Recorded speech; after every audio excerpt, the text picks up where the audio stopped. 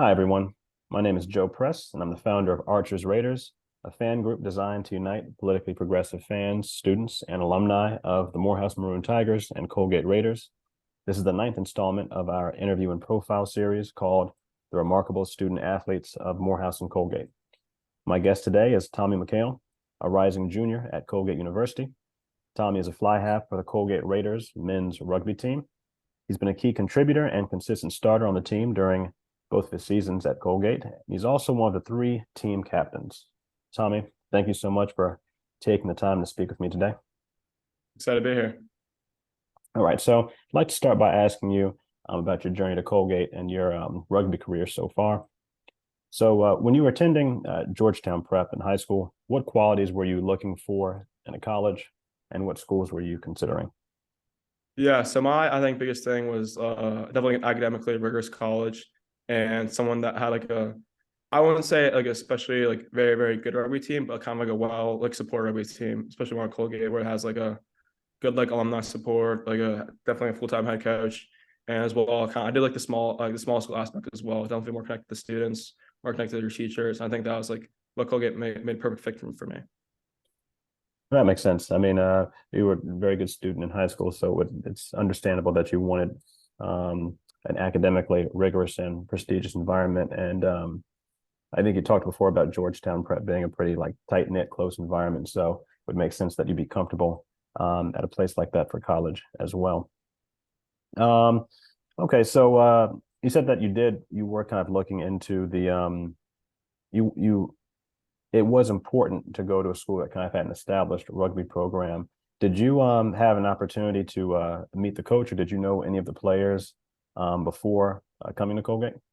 Yeah, I did. It was February 2020. I basically did a visit through the rugby team. I went to a class. I got breakfast. Went to a class with one of the players, and afterwards we had went to lunch with Coach Chapman as well, with one of the seniors or sophomore players at the time as well. So I got the full experience going to class, going to the dining hall, and then went to lunch in town. So it was a really great experience.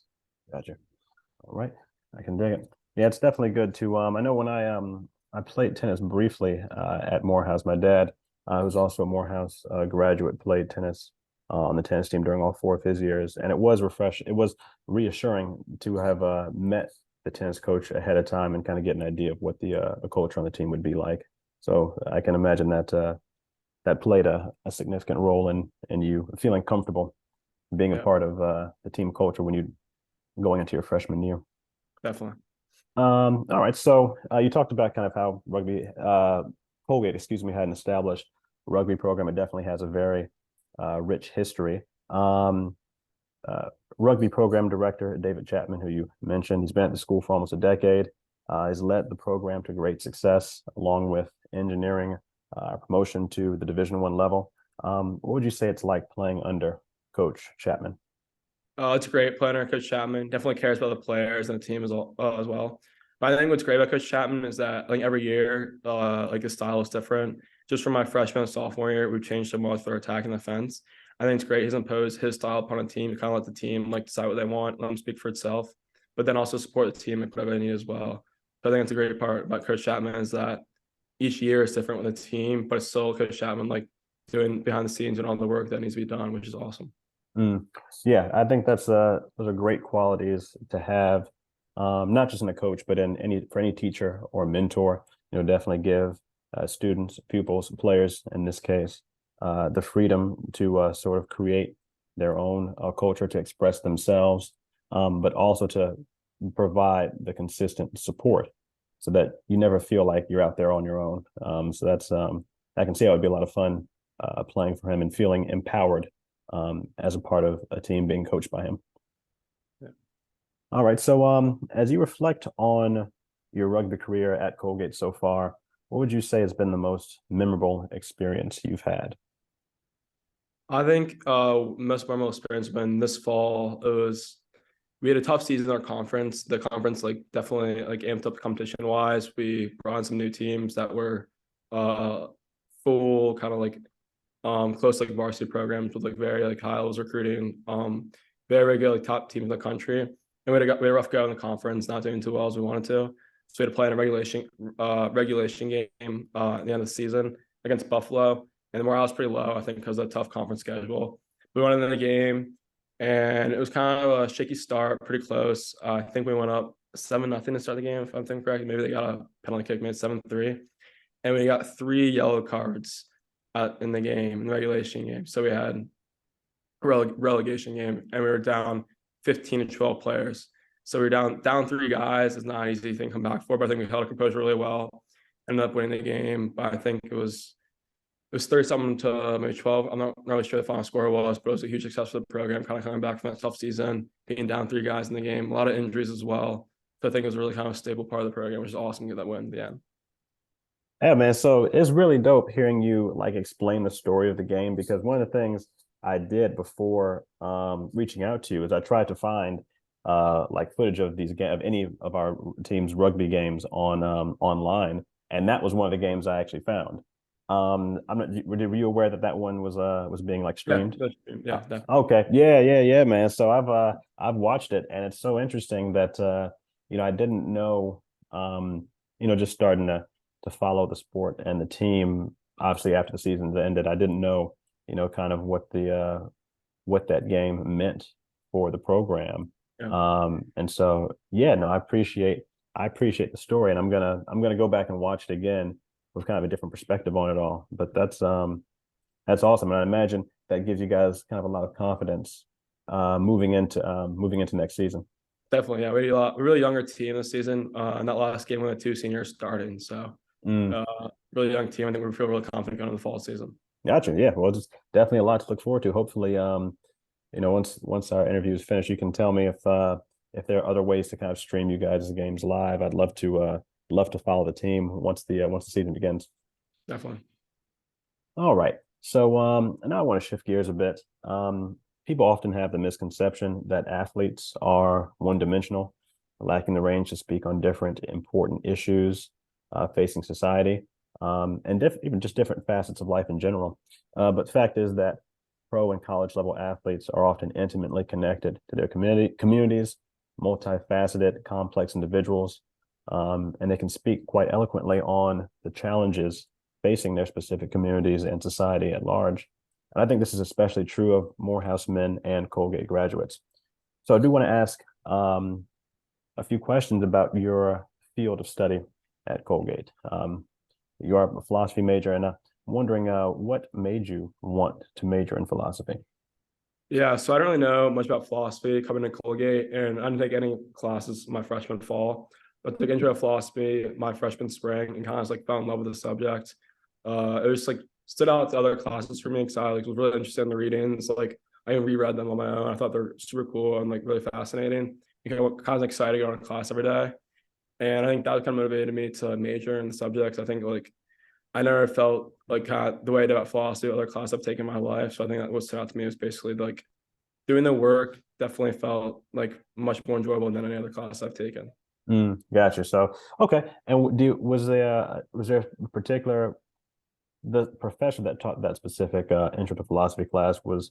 Do you think that professor played a significant role in kind of the passion that you kind of developed for it? Definitely. Yeah. It was Professor Klein, and he's my advisor now. So I asked him to be my advisor. And kind of that, like, he was an awesome professor. Definitely one of the big contributors why I decided to major in it. Gotcha. And so was there anything I guess particularly unique about his approach that made the class more enjoyable for you? Yeah. I feel like professors that kind of stick to like a stern kind of like set of rules or like seem kind of like uptight and up there. He was way more laid back and even pretty funny. And I felt like talking to like kind of listening to him talk, it seemed very much like a normal person explaining something. I'm not really sure how to describe it, but it was like someone you kind of like looked up as like a friend or someone up there, kind of explaining to it in a normal tone, normal way, where you even like say some like crazy things people weren't paying attention and like pick their head like, what was that? Because he's like knew like people were kind of dozing off. So I think he had like good sense of humor. And it was just like stuff he talked about, I think was really interesting. The way he would like kind of also call it kind of BS and like kids kind of rambling on was kind of funny as well. So I think he's a great teacher in that sense. So Yeah. No, I can dig that. That's I'm smiling because it reminds me of what kind of what attracted me to my history professors at Morehouse. Really the same sort of thing. I mean, we're all required to take history courses in high school, but it was never something I considered majoring in until I had kind of those professors who made the class just light and enjoyable.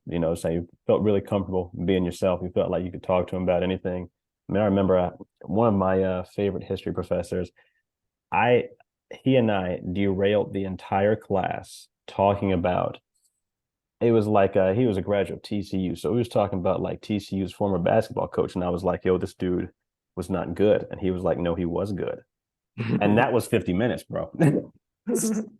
And everyone else is just listening, like not caring. But he was cool, like he was chill about things and understood that those conversations, stuff like that happen. It draws us closer together, and those relationships, could be leveraged to get more out of me in the long run. And so, yeah, no, that's real cool that you had that professor that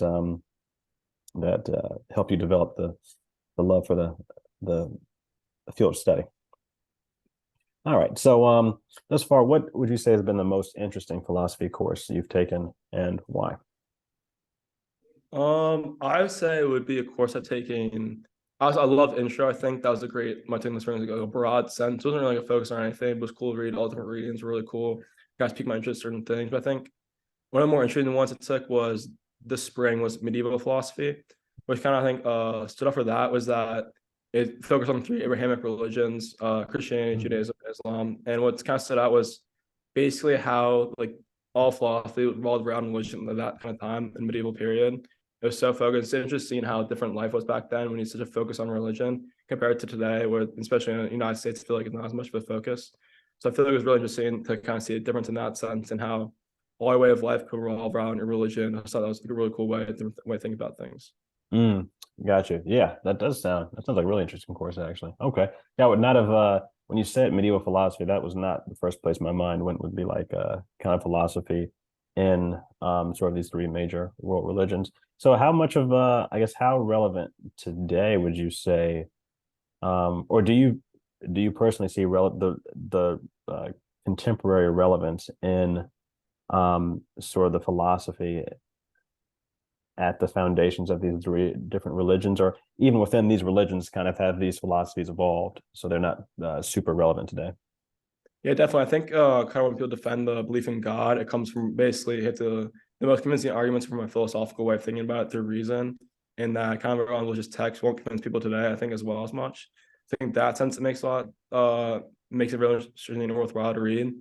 And also I think goes into it's really cool to see how much kind of Old Testament law affects our laws today in like the United Mm. States, by like old religious laws, how they're connected as well. It seems really cool. And I think in that sense, you read it, in that sense, you see how these kind of people, when people create these laws back and they defended them from like religious and philosophical standpoints, how it carries over to like the present day United States, which is really cool, I thought. Yeah, no, that does sound that sounds really interesting. Okay. Yeah. I mean, as a person that converted to Islam relatively recently and kind of has been reading more recently about some of the different kind of Islamist countries in the world, like it I feel like the average person, the layman, doesn't think like it's obvious when you have like a theocracy that religion is going to play a significant role or the entire role in like the laws, but they wouldn't think that sort of the foundation of, to your point, many of the laws we have today would come from religion as well. So that's cool. Okay, so how has your study of philosophy helped you better understand yourself in the world we live in? I think definitely philosophy has made me like kind of question like the truth and things, basically, not like in the sense where I'm feeling I'm a skeptic because, or more in a sense like people have these certain beliefs that they believe to be true, and I don't think there really are as many truths people think there are, especially today. I Mm, feel like things are very, very two-sided in the ways people argue, and kind of like when you're in philosophy, you have to argue basically for sides you don't agree with completely or completely disagree with. I think you definitely see a better two-sided perspective on things and aren't going to be strictly like focus on one side, and even you kind of understand even the crazier beliefs. I think you like see today too. I think you definitely feel create a way more like of a mindset, and I think that kind of like has affected me the most in that sense. yeah, that makes I can see how that'd be really valuable. Yeah, so it seems to have given you more of a more empathy, more of a desire to understand where other people are coming from. Um, and yeah, and I think definitely. in a country that is as polarized as we are today, that's a really valuable skill to have. So I think that's it's cool that you know your study in philosophy thus far has kind of put you in that place. Yep. All right. So a lot of people mistakenly believe that philosophy is amorphous, even a bit impractical. But this misconception, I think, comes from a fundamental lack of understanding of the field of study. Um, so for the next few questions, I want to ask you about the concrete intersection of philosophy and politics. Um, and so the first question I want to ask is, what do you think political philosophy can contribute to political debates? Hmm. Well, I think the biggest thing to take away from philosophy and incorporating politics is starting from scratch on your beliefs. People have set beliefs they have within them. And I think if you really want to figure out why, like the group you're with or that yourself have that belief, I think some people kind of fall around what their parents believed and what like people around them believe and don't really question as much. I think kind of seeing why you believe something, why someone else would believe something is really important. Like, what is the strength of the opposition's belief? I think it's a great thing to look at. Like, what is the good part of the opposition's belief? I think if you know that, I think it can help a lot and basically have a definitely aid like the political polarization today. Gotcha. Okay. Yeah. So trying to see, even if so, and this makes sense. So even if you can't, let's say, see the value in a particular like Mhm. policy, Yeah. if you understand like the values of the people Mm. that would lead them to support that policy, you can then better understand them and perhaps like reach compromise. Yeah. Okay. Yeah, no, that makes perfect sense. Okay. And so what in your opinion is the sort of proper relationship between philosophy and politics today? Like what yeah, I'll leave it at that. Mm. Um, I'm not really sure, I guess like today what like the major thing took to us. I think a few things you look at is like I think a lot in philosophy is like the construction of arguments you have and basically line out what a big thing is like premises leading to conclusion. And like premises are things you think you as a truth. Like you want to like and from that when you yield a conclusion. And I think that once you understand what the people think their truths to be is really important and where you disagree or where those things came from. So I think everything philosophy and like all thoughts have come from something like the past. People think that there's something always been there, but you have to realize what the origin of those thoughts are and what they believe to be true. Because it's gonna be hard to, I guess, to compromise with someone when you can't wrap your head around what they believe to be what they think to be truths are, and what they think that is important to them. I think that's kind of what you have to like figure out that compromise is along that side where core people's core beliefs come from, where their core beliefs are, is the biggest part to it. I think. Gotcha. Yeah, yeah, no, that makes sense. And so, it seemed that yeah, from what you're saying, there's a seems to be a strong argument to be made that maybe philosophy should be required in high schools because it seems like just uh, some of the basics of what you're talking about would be really valuable for people in just understanding each other and sort of bridging some of the gaps that I think we have in our country today. All right, so John Rawls is considered by many learned people to be one of the most influential political philosophers of the modern era. Do you think his theory of justice as fairness has value in America today? Or do you think we should look to other theories of justice to deal with the issues facing our country at this moment? I'm not really too familiar with Rawls' theory of justice as fairness. Kind of what do you think? Or what are you like looking at from that aspect? I guess like what about?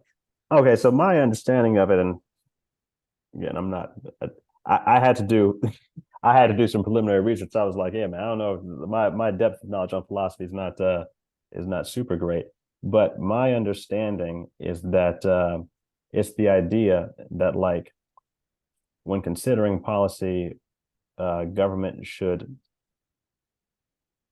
keep like equality and equity in like at the forefront, Mm, right? The idea that like decreasing inequality is like policies that decrease inequality are necessarily just policies. That's kind of my uh, mm, really sort of reductive understanding of what he's talking about. Yeah. Um, I think that does like definitely would make sense. I think you look at like the societies that are more egalitarian are definitely I feel like are more advanced. I think over time and look at even today's history that we feel is that even though I think that is basically is the case as well. And I think that with equality, I think that it is giving people equal freedom is the biggest thing, I think, kind of free choice and a lot about talking about free will as well. And philosophy, I think that and I feel like that equality is basically again equality, equal rights, I think comes from equal freedom, I think, in my sense. So I think that's basically what I believe the most important thing in politics or combining the two with philosophy.